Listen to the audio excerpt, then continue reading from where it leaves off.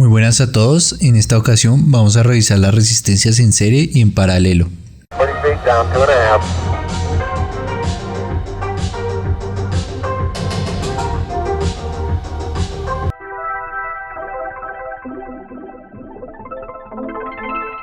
La condición para que dos elementos A y B se encuentren en serie es que existe un nodo que interconecta a los elementos A y B únicamente y a ningún otro. En este video nos vamos a centrar específicamente en las resistencias. De tal forma, estos pueden ser algunos ejemplos de resistencias en serie. Y estos pueden ser algunos otros ejemplos de resistencias que no están en serie.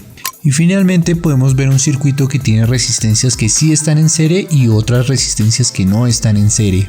La clave para identificar las resistencias en serie, como vemos, es que solo pueden haber dos resistencias compartiendo un nodo. Si hay tres resistencias o más compartiendo un solo nodo, ya las resistencias no están en serie.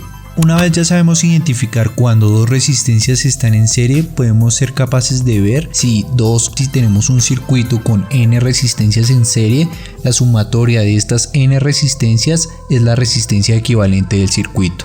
Una de las propiedades más interesantes de las resistencias en serie es que comparten la misma corriente gracias a la ley de corrientes de Kirchhoff. Como la corriente que entra en un nodo es la misma corriente que sale del nodo, podemos decir que la corriente es igual en las resistencias que están en serie. Y lo único que sí cambia son las caídas de voltaje en cada resistencia. Un caso particular es cuando se tienen dos resistencias en serie y se quiere evaluar la caída de voltaje en específicamente una de estas dos resistencias. Para esto utilizamos el divisor de voltaje. En el divisor de voltaje en el numerador ponemos la resistencia en la cual queremos evaluar la caída y en el denominador ponemos la suma de las dos resistencias. Esto todo lo multiplicamos por la fuente de voltaje y finalmente vemos la caída de tensión en la resistencia particular que decidimos evaluar. Por ejemplo, estas son las fórmulas que podemos observar si queremos evaluar la caída en la resistencia 1, que lo llamamos voltaje 1, o la caída de tensión en la resistencia 2, que lo llamamos voltaje 2. El concepto de divisor de voltaje es un concepto muy importante que se puede llegar a usar en bastantes temas posteriores y más complejos.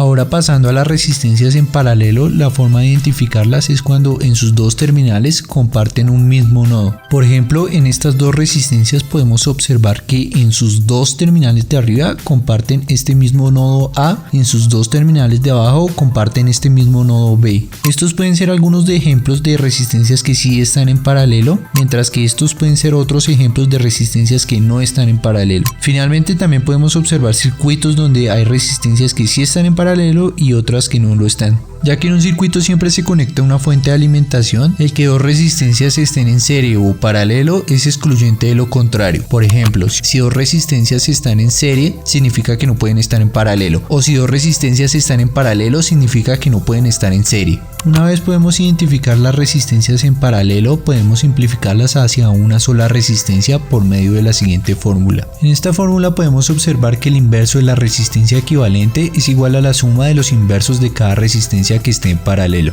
Y en el caso de que solo sean dos resistencias en paralelo, podemos utilizar la siguiente fórmula que las multiplica en el numerador y la suma en el denominador. Una característica importante de las resistencias que están en paralelo es que comparten el mismo voltaje. Esto como consecuencia de la ley de voltajes de Kirchhoff, que dice que la suma de las caídas de los elementos en una misma malla de lazo cerrado es igual a 0. De tal forma, cuando tenemos resistencias en paralelo, el voltaje no cambia y las corrientes son las que cambian en cada rama. Una forma directa de identificar la corriente que pasa por cada resistencia en paralelo es por medio del divisor de corriente. El divisor de corriente es muy similar al divisor de voltaje para el caso de las resistencias en serie, sino que en esta ocasión opera de manera contraria. En esta situación ponemos en el numerador la resistencia de la cual no queremos saber la corriente, en el denominador la suma de las dos resistencias. Esto lo multiplicamos por toda la corriente en general. Por ejemplo, si queremos saber la corriente en la resistencia 1, colocamos en el numerador la resistencia 2. Y si queremos saber la corriente de la resistencia 2, colocamos en el numerador la resistencia 1.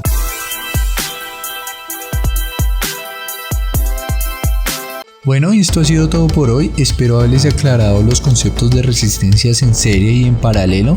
Si tienen alguna duda o alguna sugerencia me la pueden dejar en los comentarios. Y ya para próximos videos nos vamos a poner a hacer ejercicios de todas las temáticas que se han venido dictando. Saludos.